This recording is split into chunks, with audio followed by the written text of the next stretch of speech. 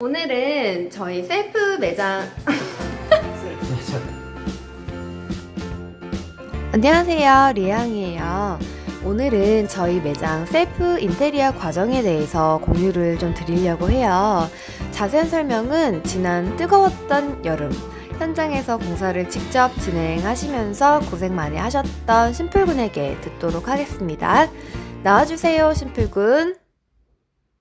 네, 현장에 나와 있는 심플권입니다. 일단 저희 셀프 인테리어를 진행하게 된 이유가 무엇이었을까요? 네, 저희 매장 공사 순서를 알려드리겠습니다. 첫 번째, 도면을 그려야 됩니다. 잘 그리지 않아도 됩니다. 두 번째, 철거를 해야 됩니다. 세 번째, 수도가 들어오고요. 네 번째, 전기가 들어옵니다.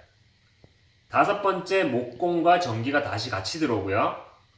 그리고 목공 작업이 끝난 후에 여섯 번째, 수도가 다시 들어옵니다.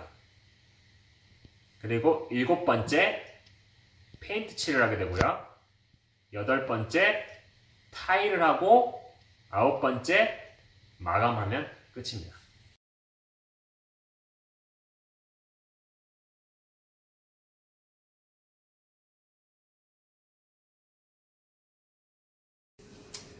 철거 같은 경우는 두세 군데 업체를 꼭 한번 컨택을 해서 한번 견적 받아보시고 그러면 견적서가 나와요. 그것도 비교해 보시는 게 첫 번째고, 두 번째는 모든 게 다 된다고 하는 업체들이 있어요. 그러니까 다 내가 부시고 싶은 대로 다 부실 수 있고 이런 업체들이 있어요. 다 된다, 다 해주겠다, 막 이런 업체들도 있고, 그리고 처음부터 먼저 견적가를 불러줍니다. 예를 들면 한 500만 주세요, 막 이렇게 먼저 던지는 그런 업체들도 있어요. 그런 업체 특히나 조심하시고, 그리고 다 되는 업체들은 절대 하시면 안 됩니다. 위험 부담이 큰 부분도 있기 때문에 노후된 건물 같은 경우는 다 때려다 부시다가는 그냥 다 허물어질 수도 있기 때문에 그런 된다 안 된다 정확하게 좀 판단을 해서 철거를 잘 말을 해줄 수 있는 그런 업체랑 해주시는 게 가장 좋습니다. 그리고 수도 같은 경우는 우리가 매장이 화장실이 안에 있는지 밖에 있는지도 이제 파악을 하셔야 되고, 그리고 안에 만약에 하신다고 하면 기존에 물이 어디서 오는지부터 파악을 하셔서 그거를 배수관을 통해서 연결을 해서 화장실을 만들어야 됩니다. 물론 화장실이 있는 매장도 있으시겠죠. 그러면 그 화장실 있는 매장은 그냥 그대로 쓰시면 되지만, 저희 카운터라든지 주방을 만들게 되면은 카운터 위치랑 주방 위치를 잘 잡아주시고 그 싱크대 위치를 잘 잡아주셔야지 정확하게 수도 설비가 진행이 될 수 있습니다. 전기 같은 경우는 처음에 저희 매장이 몇 킬로와트인지를 먼저 파악을 하셔야 됩니다. 기존에 저희 매장 같은 경우는 18킬로와트로 돼 있었기 때문에 사용을 할 수 있었지만, 이전에 사용했었던 사용자분께서 3킬로와트까지 내려서 이미 사용을 하고 계시더라고요. 그래서 저희가 다시 18킬로와트로 올리는데 좀 서류상에 좀 문제들이 좀 많아서 그 서류 같은 경우는 좀 잘 준비하셔서 증설을 하시는데 좀 쓰셔야 될 것 같고요. 아예 증설이 안 되신 분들, 정말 처음부터 내가 원하는 킬로와트 수까지 올려야 된다라고 하시는 분들은 공사를 진행하셔야 됩니다. 그건 추가적인 비용이 들고요. 그걸 잘 알아보신 다음에 전기 공사가 진행이 됩니다. 분전방 같은 경우는 저희가 위치를 잘 잡아주셔야지 전기 설치하실 때 좀 많이 도움이 되고요. 그거는 이제 도면에서 잘 그려서 전기 위치를 잘 잡아주시면 됩니다. 전기는 모든 공사가 다 중요하지만 그 중에도 전기 공사가 굉장히 중요하다고 저는 볼 수 있어요. 전기 공사는 저희가 카페를 운영하기 때문에 에어컨이라든지 머신이라든지 냉장고 등등 이런 주요 품목들이 이제 전기가 어떻게 들어와야 되고, 그리고 그 위치를 어디다 놓을 건지를 정확하게 말씀해 주셔야 돼요. 그걸 말해주지 않으시면은 공사가 진행되기가 굉장히 어렵습니다. 그리고 에어컨이나 냉장고, 머신 같은 이런 전기를 많이 들어가는 이제 기구들 같은 경우는 몇 킬로와트, 그리고 단상인지 삼상인지 이런 것도 잘 아셔야 됩니다. 그 사양들을 미리 다 수집해 놓으셔야 됩니다. 내가 모든 공사가 다 끝나고 나서 기구들을 다 살 거라고 생각하지 마시고 공사하기 전부터 어떤 에어컨들을 어떤 모델명을 가지고 올 건지 다 기록해 놓으셔야 됩니다. 콘센트 위치라든지 그리고 전구 위치, 그럼 전구는 어디에 무엇을 달 건지, 소켓 전구를 할 건지 매립등을 달 건지, 그리고 뭐 컨센트는 매립을 할 건지, 뭐 2구짜리 할 건지 1구짜리 할 건지, 뭐 슬라이드 뭐 컨센트를 할 건지, 이런 것들은 직접 구매하셔서 준비해 놓으셔야 돼요. 전기업체가 다 알아서 해주는 게 아니고요. 셀프는 내가 직접 다 하셔야 됩니다. 내가 원하는 색깔과 그 위치들을 정확하게 도면에 잘 그려서 그 전기 공사하시는 분들에게 전달해 주시면 되고요. 목공은 업체마다 다 다르기 때문에 나중에 매장을 소개하면서 한번 알려드리도록 하겠습니다. 공사 마무리 단계입니다. 이제 2단계 때는 수도와 전기가 다시 들어옵니다. 수도는 이제 내가 원했던 수전의 위치들을 정확하게 이제 결합해서 이제 배수구까지 연결하는 작업을 하면 되는 거고요. 전기는 이제 말 그대로 불이 들어와야겠죠. 이제 불이 들어오는 그런 작업들을 하시면 됩니다. 저희 페인트는 벤자민 모어라는 최고급 페인트를 사용을 하려고 했는데 비용을 조금 줄이기 위해서 던 에드워드 말이라는 브랜드를 선택하게 됐습니다. 이 페인트의 장점은 여러 가지 광이 있어요.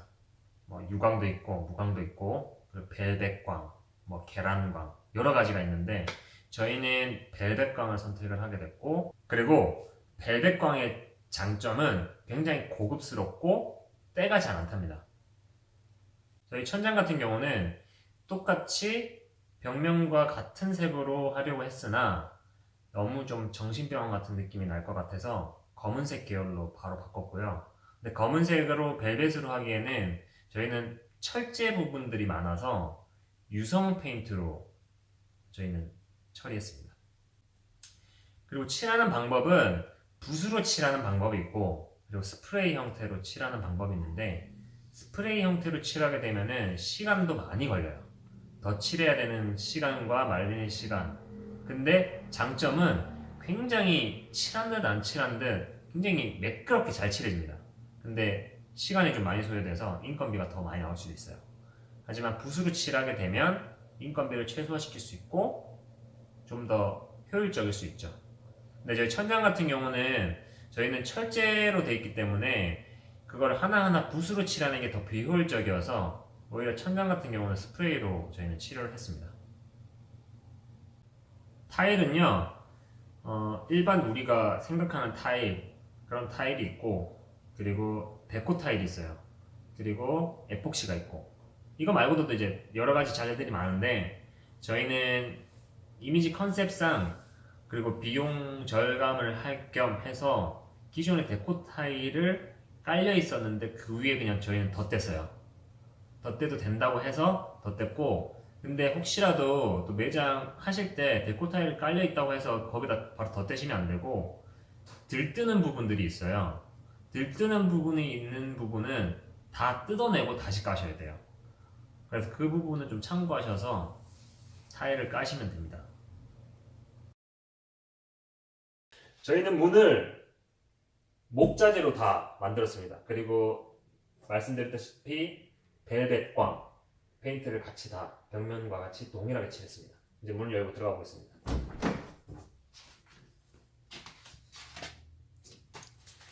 저희는 타일을 여러 개를 했어요. 바닥 타일과 벽면 타일도 2개로 다 나뉘었고요. 저희 을지로를 한 2번 갔어요. 2번 가서 저희가 결정한 것이 이제 보이는 지금 이 화장실 타일입니다. 화장실 타일 좀 자세히 볼게요. 저희 이제 변기 쪽에 보시면은 이제 나무 목재처럼 보이는 타일이 있는데요. 이건 목재가 아니고 타일입니다. 목재처럼 보이는 타일이 있고요. 이거를 이제 붙일 때 그냥 정말 일자로 그냥 붙였어요. 그냥 이거는. 근데 왼쪽으로 돌아가 보시면은 회색 타일인데 이 회색톤 타일은 벽돌 모양처럼 저희가 해달라고 직접 요구를 했기 때문에 이렇게 되는 거예요. 저희 건물 전체가 2층으로 되어 있는데 그 2층 계단을 올라가는 밑부분입니다. 근데 이 밑부분이 생각보다 넓어서 이걸 좀 버리기가 아까워서 좀 이쁘게 아기자기하게 우리가 한번 꾸며봤습니다. 지금 보시면은 의자 2개랑 소파랑 카페트 그리고 책꽂이 그리고 저 등, 이 전부 이케아에서 구매했어요. 저희가 직접 이케아에서 구매해와가지고 지금 직접 시공을 한 겁니다. 이곳은 저희 매장의 유일한 바 테이블입니다. 3명 내지 4명에서 앉을 수 있는 공간이고요. 이게 바로 다 목자재로 만든 겁니다. 저희가 목수들에게 요구를 했고 이렇게 만들어 달라고 저희 요청을 했습니다. 센티미터부터 높이, 좌우, 가로, 세로 전부 다 여러분들이 원하시는 대로 말씀을 해주셔야 목수들이 그대로 짜실 수 있어요. 지금 가까이서 가보시면은 이게 라운드가 져 있죠? 이런 라운드 같은 것도 저희가 직접 요구를 했기 때문에 이렇게 나오는 겁니다. 이러지 않으면 보통은 다 직각으로 만들어 버리거든요. 이런 것들. 그리고 참고하실 거는 내가 바 테이블을 만들 거면은 의자 높이가 어느 정도 높이를 가지고 있는지 의자를 미리 사놓으시고 목사한테 직접 보여주셔야 이게 앉았을 때 앉은 높이가 맞습니다. 괜히 그냥 바 테이블 짜달라고 했다가 괜히 바 테이블 만들어 놓고 나중에 의자를 사버리면 어떻게 할 수가 없어요. 네, 어떻게 할 수가 없죠. 나중에는 뭐 의자를 자르시든지 하셔야 돼요. 바로 이겁니다. 이게 바로 높이가 높기 때문에 테이블이랑 높이가 지금 안 맞아요. 이것은 저희 단체석입니다.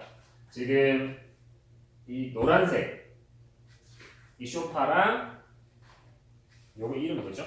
스툴. 스툴이 이케아에서 샀어요. 한 세트를 샀어요. 이것도. 그리고 이 테이블도 이케아에서 샀고요. 카페트도 이케아에서 샀어요. 나머지 이 소파를 다 인터넷으로 제가 찾아보고 사이즈 맞는 걸로 해서 구매를 했습니다. 다행히 사이즈가 맞아서 망정이지 이것도 솔직히 오류입니다. 미리 사이즈를 체크를 해서 우리가 이 공간을 만들었어야 되는데 그걸 체크를 하지 못하고 나중에 저희가 이 소파를 부랴부랴 해서 사이즈 맞는 걸로 찾아서 끼워 넣은 거예요. 만약에 이게 없었으면 이 공간을 못 만들 뻔했어요. 이런 것도 미리미리 어떤 공간을 꾸밀 건지 구상을 하고 소파도 미리미리 생각을 해서 사이즈를 알고 계시는 게 나중에 공간을 마련하실 때 쉽습니다. 저희 에어컨 같은 경우는 처음에는 저희도 그 천장형 에어컨을 설치를 하려고 했었어요. 근데 실제로 기사분이 와서 저희가 천장을 보여드리고 설치를 하려고 했으나 천장이 너무 낮은 간격으로 스탠드 형태로 바로 바꿔야 된다라는 의견을 저희가 듣게 돼서 스탠드 형태로 바로 바꾸게 됐고 다음은 창틀입니다. 창틀 또한 저희가 목재로 만들었는데요. 이게 소나무로는 목재로 만들었습니다. 보통 창틀을 만들 때는 목재로 하지 않습니다. 철재로 보통 하거든요. 저희 같은 고온다습한 지역, 한국이 좀 특히나 그렇거든요. 그럴 때는 목재를 쓰게 되면 썩습니다. 근데 저희는 과감히 목재를 선택하게 됐고 그럼에도 불구하고 목재를 사용했을 때 보통 합판으로 이렇게 테두리를 만들거든요. 테두리를 만들어서 합판을 꺾어서 되게 겉에서 봤을 때 두껍게 보이게끔 만들려고 하는데 저희는 그렇게 하지 않았습니다. 저희는 그렇게 하지 않았고 실제 원목으로 정말 그냥 두꺼운 원목으로 가지고 저희는 이용해서 창틀을 만들었기 때문에 이건 합판이 아니기 때문에 굉장히 고가의 창틀이라고 할 수 있습니다. 아무래도 합판보다는 원목이 유지가 더 잘 되니까 그리고 바니쉬를 칠하게 되면은 더 고급스럽습니다. 합판이랑 아마 비교해 보시면은 확실히 달라요. 무늬라든지 그리고 모양이라든지 이게 확실히 달라요. 여기는 저희 카운터인데요. 저희 카운터도 목재로 다 짰어요. MDF라는 목재로 다 짰고요. 그리고 칠은 스프레이 형태로 하늘색 계열로 저희가 칠을 했어요. 그리고 위에는 대리석인데 대리석도 종류가 굉장히 많습니다. 색깔도 다양하고 종류도 다양한데 거기서 선택을 하셔야 되는 건데 대리석 같은 경우는 모든 게 다 맞춤으로 가능합니다. 구멍이 뚫려 있든 안 뚫려 있든 뭐 각을 지던 각을 지지 않던 그냥 원하는 형태대로 다 딸 수 있어요. 그렇기 때문에 대리석은 크게 걱정 안 하셔도 되고 마무리 단계에서 그냥 견적만 잘 받아보시면 됩니다. 도면은 제대로 되지 않아도 됩니다. 하지만 작업하는 분들과 소통이 일단 가장 중요하고, 그걸 보면은 그때그때 계속 수정하시면 돼요. 수정하면 되지만 근데 바로바로 수정이 안 되기 때문에 그 전에 미리미리 수정을 해주셔야 작업하시는 분들과 원활하게 작업을 하실 수 있습니다. 근데 수정은 계속 하셔야 돼요. 아마 작업하시면서도 계속 바뀌실 거예요. 저도 그렇게 했고요. 공사하실 때는 어디 가시면 안 돼요. 항상 작업자 바로 옆에 붙어 있어야 돼요. 내가 방금 전에 센티미터 다 정보를 줬음에도 불구하고 5분 뒤에 센티미터 달라지는 경우가 딱 생깁니다. 그거 바로 수정하셔야 돼요. 바로. 완성된 게 나오기 시작했으면 이미 끝난 거예요. 그렇기 때문에 반드시 작업자 옆에 붙어서 일하시기 바랍니다. 그리고 한 가지 팁을 드리자면 저희는 대부분이 목재로 이루어져 있는데 목재로 모든 걸 다 하는 거는 굉장히 어리석은 짓이라는 것을 제가 하면서 느꼈어요. 목재는 관리가 굉장히 중요합니다. 내가 관리 못할 것 같으면은 애초에 그냥 목재로 뭔가를 만들지 마세요. 북박이든 문이든 창틀이든 뭐든 목재로 할 수 있는 것들은 최소화하시는 게 관리하시기가 오히려 훨씬 편합니다. 그리고 목재로 만들어 놓으면 옮기는 거면 불가능해요. 혹시라도 나중에 매장이 이전되거나 매장을 옮긴다거나 뭐 판다거나 이렇게 됐을 때 가져가실 수 없어요. 목재는 이미 만들어 놓으면 그냥 그대로 놔두셔야 돼요. 그 팁을 드리자면은 일정 잘 잡으셔야 돼요. 저희가 원래 인테리어 하면은 이 정도 평수면은 한 2주 안에 끝나거든요. 근데 저희 2달 걸렸어요. 그러니까 저희가 미흡한 게 많았죠. 일정도 잘 못 잡았고 뭐 중간중간에 물론 비용적인 부분이 오류가 나서 좀 딜레이 되는 부분도 있었지만 바로바로 작업하시는 분들이 들어올 수 있게 미리미리 일정을 잡아주시는 게 굉장히 좋습니다. 특히나 저희는 목자재가 많이 들어간 부분들이 많아서 목수 일정이 굉장히 많이 딜레이 됐었거든요. 원래 최대 5일 정도 걸려야 했던 작업량을 저희는 2배에 걸쳐서 지금 걸렸었고, 이런 부분들이 실제 작업하실 때 내가 생각했던 것보다 더 많이 작업량이 걸릴 수 있다는 걸 항상 생각해 두시고 작업하시는 게 좋습니다. 마지막으로 건 바이 건을 하시는 분들 보시면은 일 막 힘들다고 이제 좀 더 줘야 된다고 막 하시는 분들 계시는데 절대 주지 마세요. 그리고 진짜 마지막, 돈은 작업 다 끝난 뒤에 입금하시는 게 맞습니다. 절대 선입금 하시면 안 됩니다. 궁금하신 거 있으신 분들은 댓글 남겨주세요. 이상 김심플이었습니다. 이제부터는 매장을 돌아보면서 저희 매장을 인기통이라는 카페를 통해서 알게 됐고, 거기서 이제 여러 군데 업체를 견적을 받아봤고, 거기서 저희가 괜찮다고 생각했던 목수들이랑 같이 이제 하게 됐어요. 목공은 어떻게 하기 달렸습니다.